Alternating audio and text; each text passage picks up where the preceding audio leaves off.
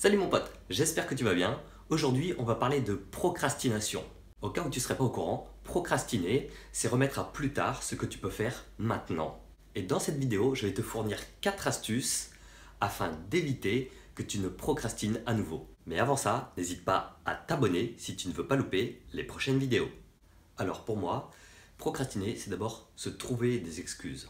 Et tu en trouveras toujours une selon le moment approprié. Du genre je suis fatigué, ou alors j'ai pas la motivation, ou encore j'ai pas le temps. Et attends, celle que je préfère, c'est pas le bon moment. Que ça soit justifié ou non, de toute façon, t'es un fragile. Donc pour éviter de rester un fragile, je vais te donner maintenant les 4 astuces qui vont te permettre d'arrêter la procrastination. La première, c'est d'avoir une meilleure organisation. Et pour ça, il faut que tu planifies.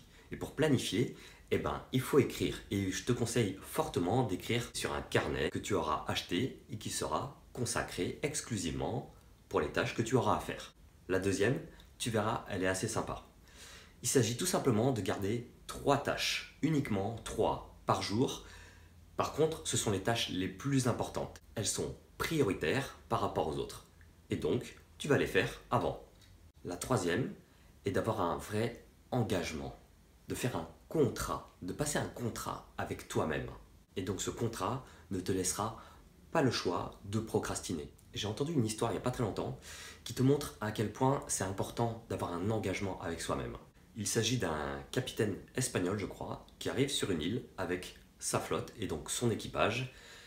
Une fois qu'il a accosté, il descend et il brûle tous les bateaux.